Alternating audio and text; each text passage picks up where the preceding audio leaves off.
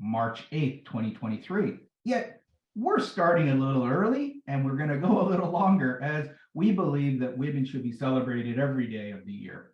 And with that, I have two wonderful women that are on a journey. They're on an individual journey, yet they're also on a journey together. And guess what? They're also on a journey with me. And so we're here to share a little bit about what's occurring in the lives of Jacqueline Ferguson, Alexis Ferguson. Jacqueline, over to you to do a little invocation for our chat and to maybe share a little bit about Alexia's journey for the last couple of weeks, because that's what we really wanted to focus on, are celebrating some of her learnings over the last month. Okay, thank you. What comes to me this morning is I'd like to invoke Kuan Yin, the mother of fierce compassion, so that she may keep this circle safe and know that this is a safe place. Yeah, I welcome Alexis into this circle. Know that everything you say is safe with us and that there's a lot of trust. And yeah, thank you. Open the circle. Thank you.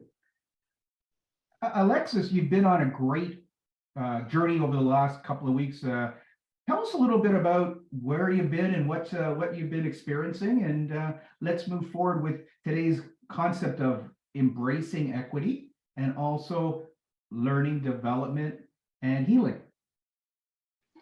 Definitely. Well, I mean, the last week I was on a retreat, but the weeks following up to it, we had pre-retreat groups. And that definitely opened my eyes up to realizing that I have not really been on a healing journey. Been kind of pushing it aside and haven't really been dealing with it. So that was very eye-opening to just be a part of like a group of women that all of us were kind of in the same place. So I think the fact that we had pre-retreat groups was very good for us. So as soon as we got to the resort, we all kind of saw each other in the hall and we were like, oh my gosh, like, I know you. And then the first day was really chill. We just got to know each other. They rented the entire pool room. So we had like 2 hours for the entire group to just go to the pool, and we got to just get to know each other. The fact that they just filled the pool that day and had just turned the heating on was a little bit of a side factor, but we all really didn't care. Like, we all just kind of gathered in a circle, got to know each other, and just chatted. The rest of the week was definitely hard. Not just because I had to wake up at 7 a.m., but we would start the day with breakfast. So we had an entire dining room that was dedicated to us. So we'd go there every morning, and we had like a long table. So it was the 12 of us. We would just sit there. There was 6 facilitators and 6 girls, including myself. And then as soon as we finished breakfast, we would go to group, and that was from 9 a.m. to 4 p.m. And at group, we had an elder, and she had her friend, and they've been working together for like, I think it's like 25 years or something, but they have put this group together, and they've kind of partnered with the Women's Support Network of York Region. And they basically kind of teach you, I don't know how to word it. They basically teach you how to learn spirituality in your own way, but at the same time tuning into yourself and the fact that you need to learn, like, where did the trauma start? When? Why did it start? And like going back into that. But she did it through different activities. So it was like the first activity was she gave us a paper bag and a stack full of magazines. And she said, on the outside, I want you to basically put a bunch of pictures and things that you find in the magazines on what you think people think of you. And on the inside, put what you actually think of yourself. And that activity opened my eyes, like, I'm about to cry, but it opened my eyes to see like what I actually start thinking about what people think of me and what's actually inside of me. And it was like, people think I'm like this superficial person, and I'm like an airhead, and I'm all of this. And then like I dive deep, and I'm like, no, like, you read history books, you read all these different books about self-healing, and like someone who's an airhead wouldn't do that stuff. So it was like looking inside to see like all the different things I didn't really think of myself, but it was looking through the magazine, and it was seeing like, oh, like that stands out to me. That stands out to me. And then it was even cool because one of the girls that I was doing it with, we kind of just were like chatting the entire time and like completely just telling each other stories. Like wasn't even like our actual stories. It was just like our lives, and like we just got into it. And then we would just start like clipping pictures, and then we'd look at each other like, does this resonate with you? And she'd be like, yeah. And then we would just like kind of hand things off. And then it was kind of cool. Can I interrupt for a second, Alexis? Sure.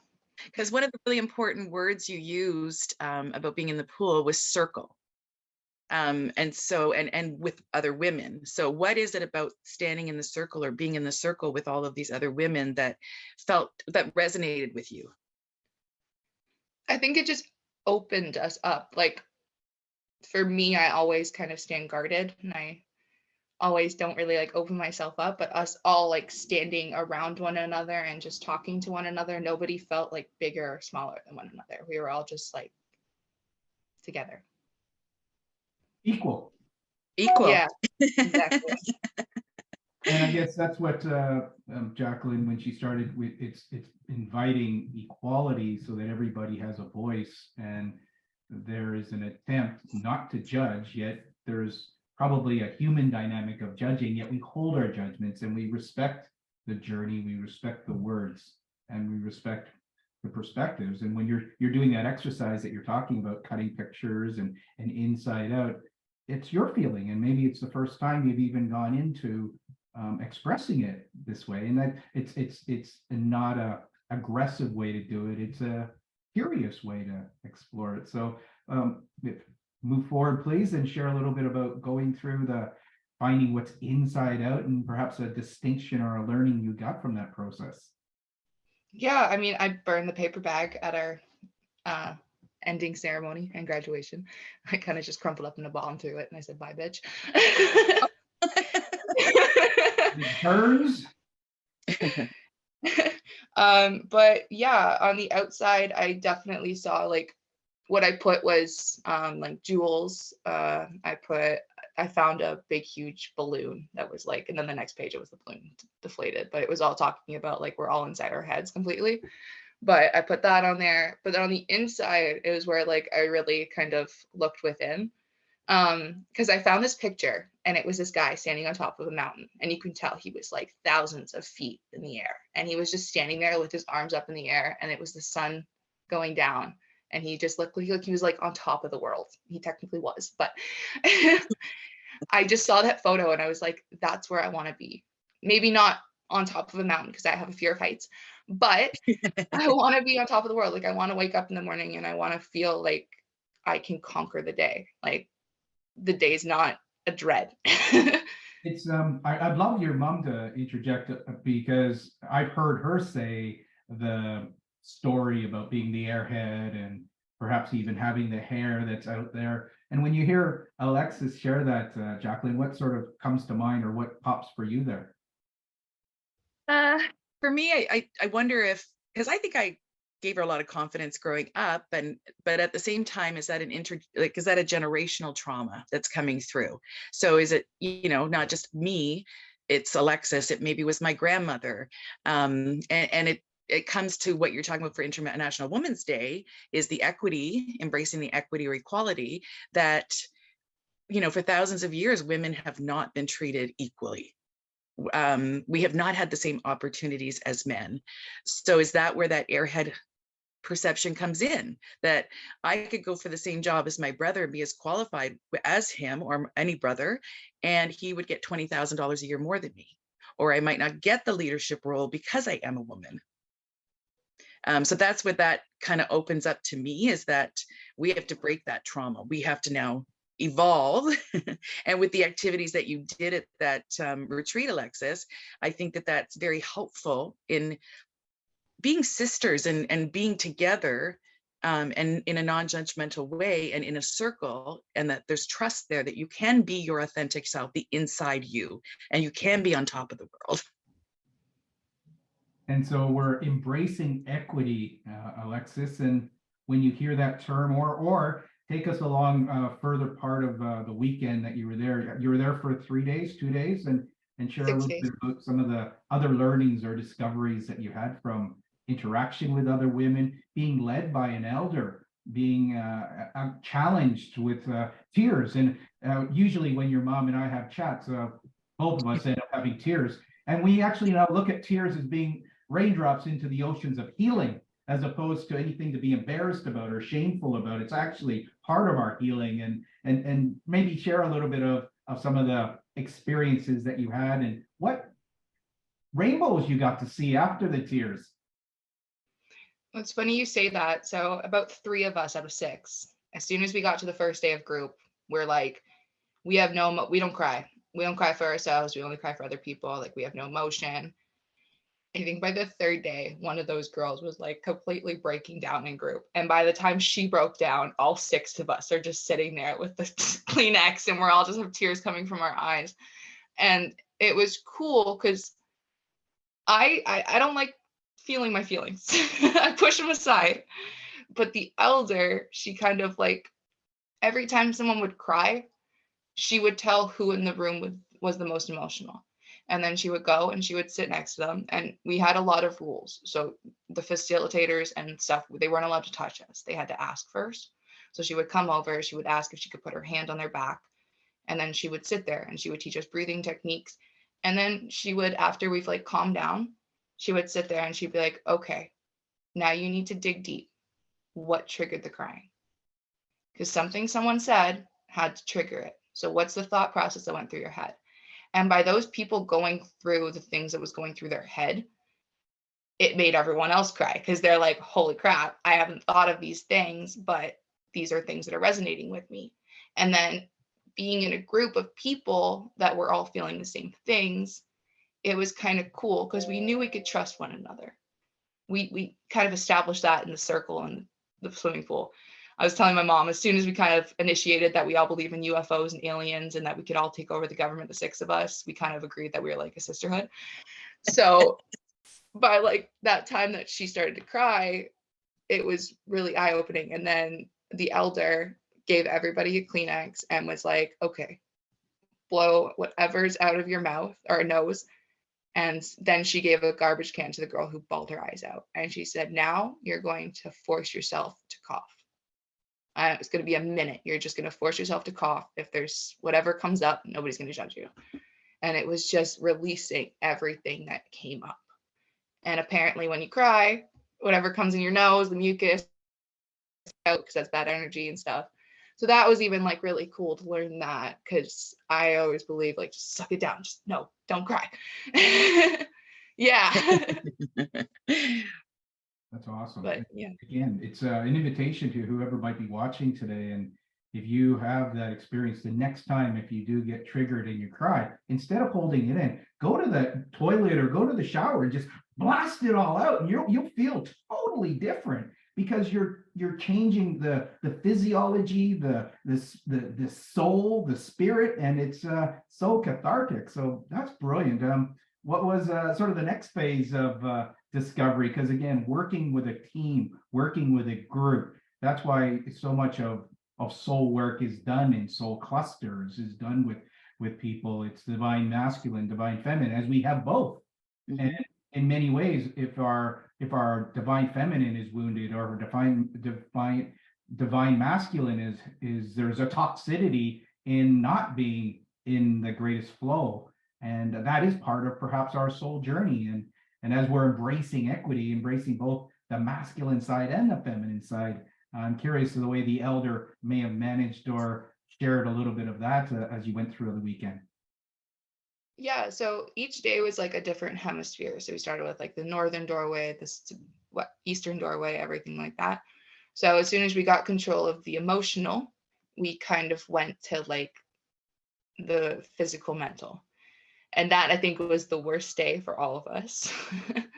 And it was just kind of learning the difference between like when your brain is in trauma and when your brain is in complete numbness. Because what people don't understand is when you have PTSD, if you get triggered, even like the smallest thing can trigger you. Like I remember somebody gave me a strawberry and the strawberry was a little bit wilted. And I started to bawl my eyes out and I got triggered because the strawberry wasn't perfect.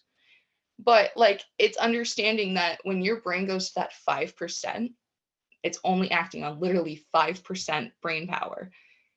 You need to just get a hold of it at that moment And then you need to make everyone around you understand that if you get to that point, they need to help you.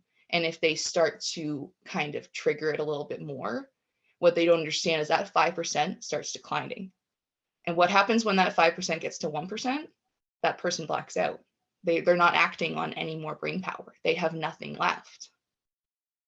And it was very cool to understand, because one of the girls pulled me aside after that, because Terry kind of got me, the elder, she kind of got me to dig a little bit deeper into that about why I black out. And it was like, I'm fine at 5%. I'm not fine. I'm triggered. I'm manic. But what happens when I keep getting pushed and I keep saying back off, and they don't back off? And then what they don't understand is they're putting me into a place where I could possibly not come back from that blackout. So they're not only harming me further, they're putting me also in a more traumatic state.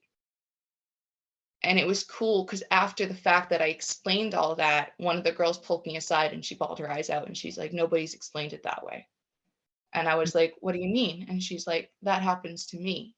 And I was like, it happens to you? I'm not the only one.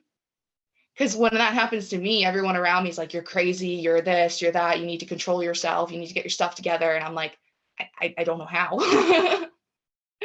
So it was kind of cool to have like a group of people that understood what I was feeling.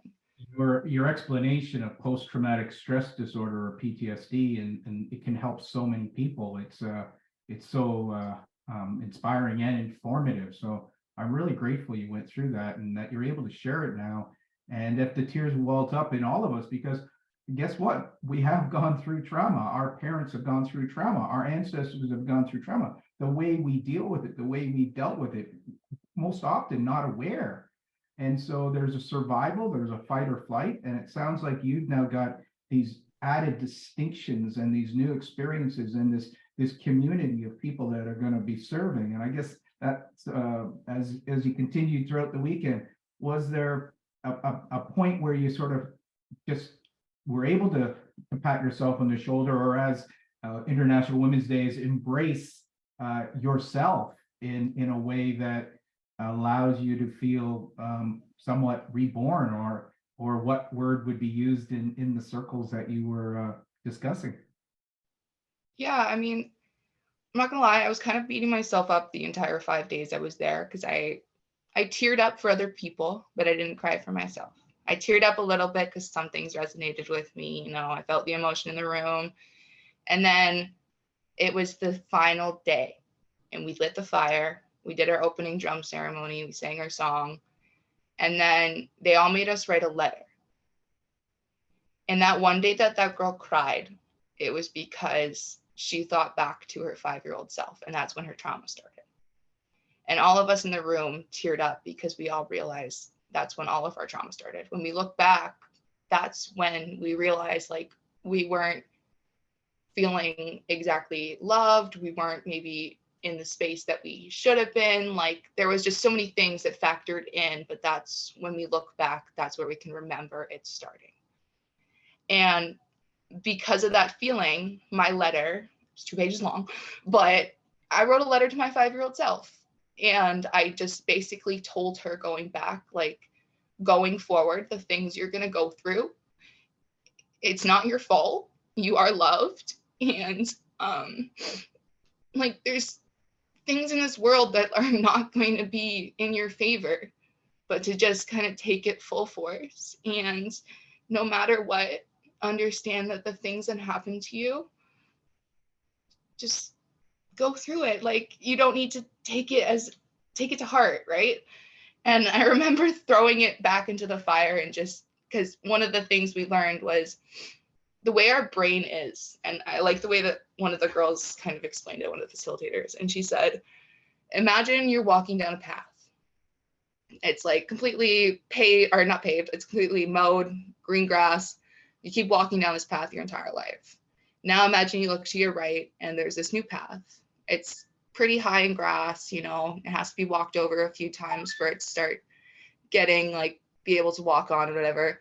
But you decide one day, I'm going to start walking down this path. You start walking down that path like 10 days in a row. Now finally there's a clear paving. You can see right down the path. You can go right down. It's like your brain. Your whole life, you walk down this path. You think this is your thought process. You think this is the way you're supposed to be. And then one day you realize, you wake up, no, I'm going to take a different path. I'm going to do what my family, what my friends, what all of them say I shouldn't do. I'm going to walk down that path. And I think that was like huge for me, because I wrote that also in my letter to myself, like, walk down a new path, create your own destiny. Like, you don't need to follow what your parents say. You don't need to follow what your friends say, what school said. Like, you just create it. So I remember I did the same thing. So I did 2 different throwing in the fires. I crumpled up my letter first and I threw it in. And I'm like, your old thought process bullshit. I threw it in. And then the other one was I threw the paper bag in. And both times it was cool, because it didn't really happen for anyone else, but both the letter and the paper bag, it like burst up in flames and did like a little and like it completely was smoke, went black. Like, it didn't happen with anyone else, but just black, and then turned to gray and went up in the air. And I was like, whoa. Thank you for sharing. It's so great. Now, one of the things I want to bring it back to your mom, because we've been exploring the fires, the full moon ceremonies, Jacqueline, and the power of writing and then releasing it into the fires. When you hear Alexis share the story, what sort of pops up for you, or the importance of releasing through fire? What's some of your journaling and writing taught you about the power of the fire? Yeah, well, it's interesting because I honestly thought I really loved you a lot at 5. But I think we all have, I've done the same thing, carried a picture of myself from a young age. And I've written letters to myself and thrown them in the fire, and the releasing is just, it's amazing. I think that fire is, it's just so consuming that you can feel the energy that it's just taking everything away from you. So anything that you've written down, the power of the fire, I think it also reminds me that we have this huge fire within us as well. So Alexis, when you talk about creating your own world, that is entirely possible. And once you release all that garbage, there's nothing stopping you. I love the term that has been introduced to me recently, and that's the idea that, again, it transmutes it, transforms it, and transcends. And so in many ways, the fire takes all that energy, it pops it, but it's still an energy that you can then utilize as you move forward. And so I'm really looking forward to some of your journaling and journeying as you move forward, Alexis. And I really thank you very much for investing some time with us today, sharing a bit about your journey. You're off on another journey, I understand, later today, the journey of International Women's Day. What would be another, perhaps last comment today to share with women who might be going through some challenges, maybe dealing with traumas, their own or someone in their family? What would be some wisdom that you'd love to share with our listeners today, and as a farewell today and honoring and celebrating International Women's Day? Oh gosh, that's a big one. I guess just always remember you have a voice. Like, even if you feel like you don't have a voice in your home, or you don't feel like you have a voice in your relationships, just remember there's always people there that will hear you if you really just look for the support. That was a big eye opener for me. I'll pick up on that, because you actually have been selected to be part of this group and something. So what are 1 or 2 ways that people can reach out for support, or organizations that you've worked with that are doing good work in serving and assisting women in their journey? What is there any groups that maybe you might have as advice for mothers or daughters or husbands or brothers that are feeling that they have a girl or a woman in their life that could definitely need some help or could benefit from some help? I mean, it definitely depends on the situation they're coming from, but I just recently got connected with the Women's Support Network, and they're in every region of Ontario, and they literally will put you up in a safe place. They will help you. They will provide therapy. They will like literally provide anything that you need as support, and they will sit down, hear your story, and completely just give you advice. So if you have anyone that needs help or anything, or you feel like they need help or you don't know how to help them, just get in contact with the Women's Support Network or even just your closest victim services office, and they will get you in like contact with them. We'll put those links in the comments below, and I really thank you. Jacqueline, is there some other group that you've met up with or been working with that can also provide some service, some support to women under distress?